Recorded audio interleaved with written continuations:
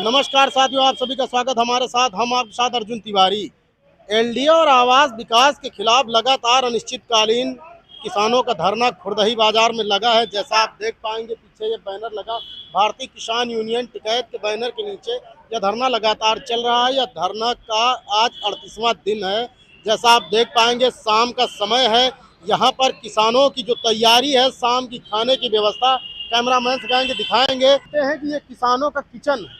यहाँ पर लगातार खाना किसानों का बन रहा है और 38 दिनों से लगातार किसान यहाँ पर खाने की व्यवस्था करते हैं और यहाँ जो रात्रि में किसान रहते हैं उन लोगों की खाने पीने की यहाँ व्यवस्था लगातार चल रही है। सरकार का कोई जिम्मेदार किसानों के बीच में आ नहीं रहा है। आखिर इन किसानों की बेबसी ही कहेंगे और क्या कहेंगे आप। लगातार 38वां दिन, लेकिन कोई भी जिम्मेदार अभी यहाँ आया नहीं। त्योहारों का मौसम है। अभी आप देख पाएंगे कि किसानों की यहाँ ज़्यादा भीड़ नहीं, क्योंकि किसान हैं तो घर में जानवर भी हैं और खेतों से चारा लाने की व्यवस्था करते हैं। लेकिन कुछ किसान यहाँ पर जरूर मौजूद हैं। आइए हम उनसे बात करते हैं कि आखिर उनकी जो समस्या है उसको सुनने के लिए सरकार का कोई जिम्मेदार अधिकारी उनके बीच आया कि नहीं आया है। आइए जानते हैं। हमारे साथ में संदीप यादव जी हैं। संदीप जी, बहुत बहुत स्वागत है। ये बताइए कि लगातार 38वां दिन आज धरने का है, क्या कहेंगे? भैया, सबसे पहले आपको बहुत बहुत धन्यवाद। आज 38वां दिन है धरने का। आखिर सरकार क्या चाहती है? सरकार किसानों की निजी भूमि को, निजी जमीन को जबरदस्ती छीनना चाहती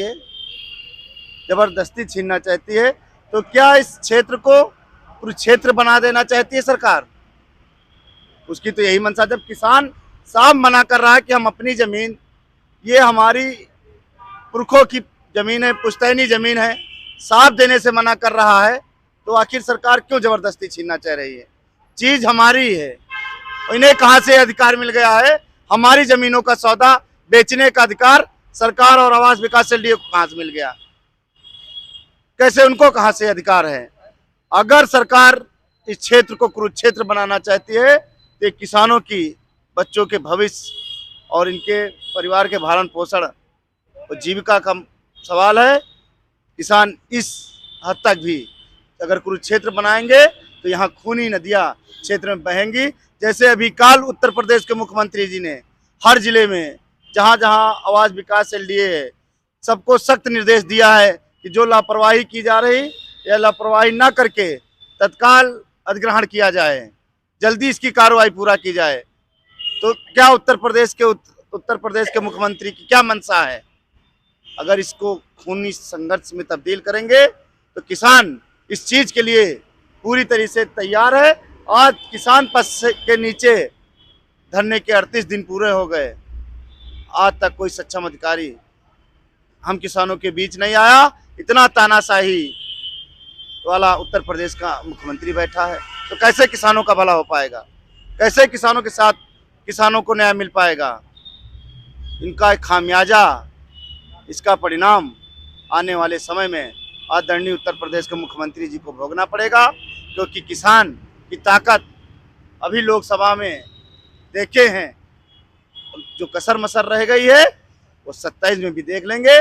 नहीं, किसान अपनी सच्चाई, हक और अधिकार की लड़ाई के लिए बैठा है और किसान साहब मना कर रहा हम जमीन नहीं देंगे, तो भूमि अधिग्रहण अधिनियम कानून है, उसे रद्द कर दे। नहीं, लोग यहाँ जमीन अपनी देंगे नहीं, अपनी जान दे देंगे और जमीनों पे कब्जा नहीं होने देंगे। क्योंकि जमीन उठा के ले जाने वाली चीज तो है नहीं।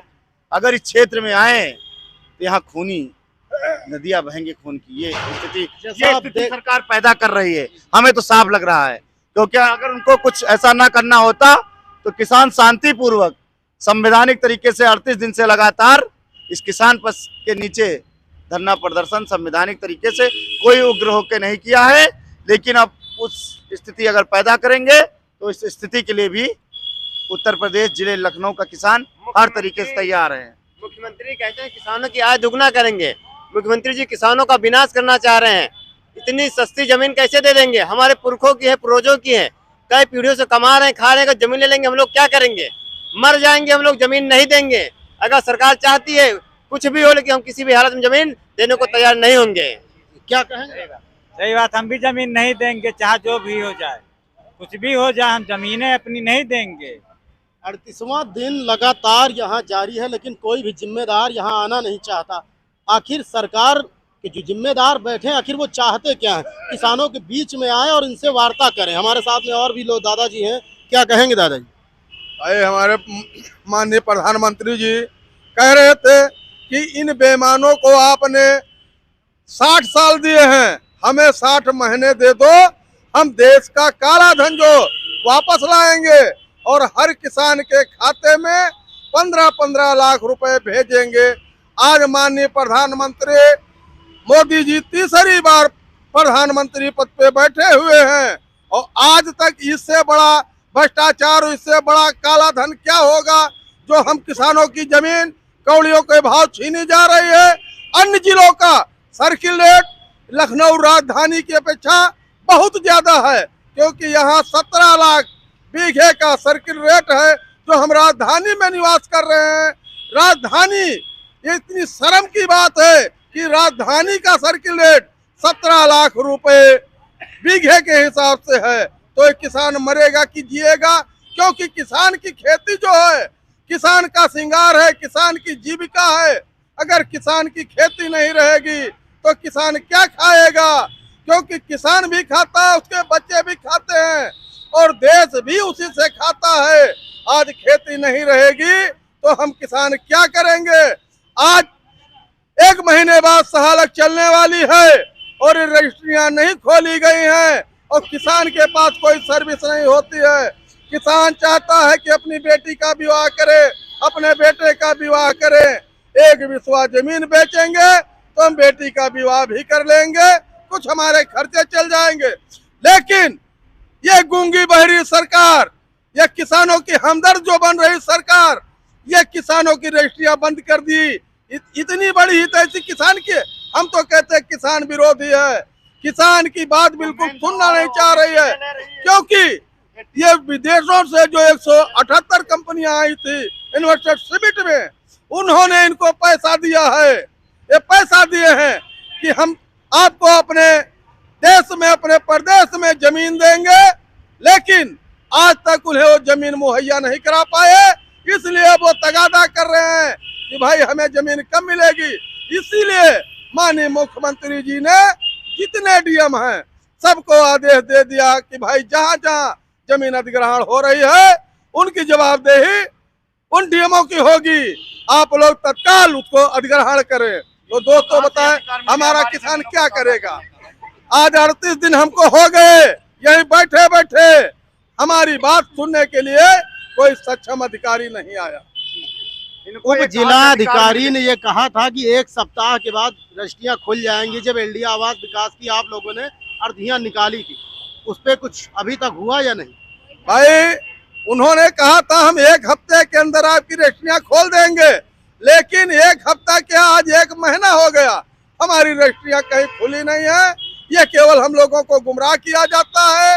ये सरकार और सरकार में बैठे जिम्मेदार आदमी जो भी हैं, कर्मचारी, वो किसान को बिल्कुल मूर्ख समझते हैं।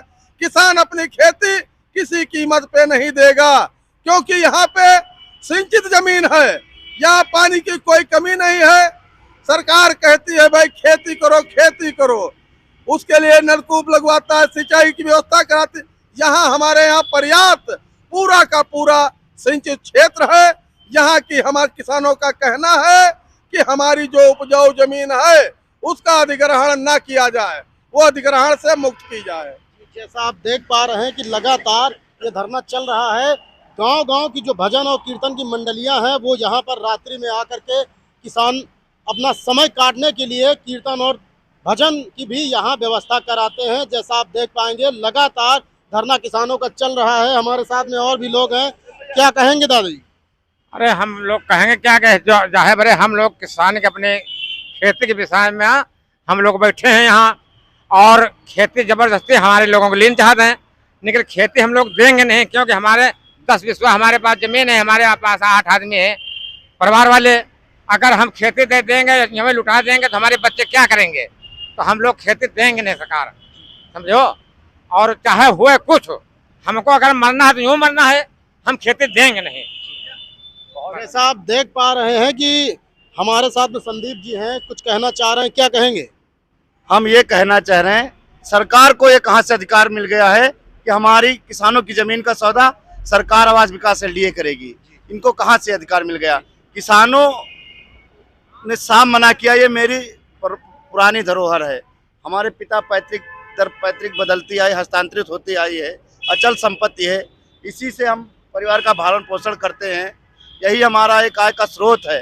भले ही जीवन भर अपने कर्ज के बोझ के तले दबे रह के 140 करोड़ जनसंख्या का खिलाने का काम करता है, क्या उसी का इनको वो आय मिल रहा है क्या बदले में? किसानों के साथ जैसे सरेआम अन्याय अत्याचार हो रहा है, कोई शौक नहीं है, ये मजबूर किया है उत्तर प्रदेश की सरकार, देश की सरकार ने किसानों को सड़कों पे। क्या रणनीति है? अगर जिम्मेदार आए ना, आप बैठे रहे, तो क्या रणनीति है किसानों की? रणनीति साफ है, अगर हम किसानों की बात ना सुनी गई तो ये जो विधानसभा है, विधानसभा मुख्यमंत्री का घेराव किया जाएगा, वही पंडाल लगा के धरना प्रदर्शन किया जाएगा, और जान भी अगर किसानों की चली गई तो उन्हें भी अपने आप, उनके परिवार वालों को गर्व होगा इस चीज को कि हमारे पिता अपनी अचल संपत्ति पीढ़ी दर पीढ़ी से जो चलती आई है उसको बचाने में अपना जीवन बलिदान कर दिए। जैसा आप देख पा रहे हैं कि किसानों में रोष काफी ज्यादा है, जो लगातार यहाँ धरने में बैठे हुए हैं 38 दिनों से। अर्जुन तिवारी, न्यूज़ 30 नमस्कार।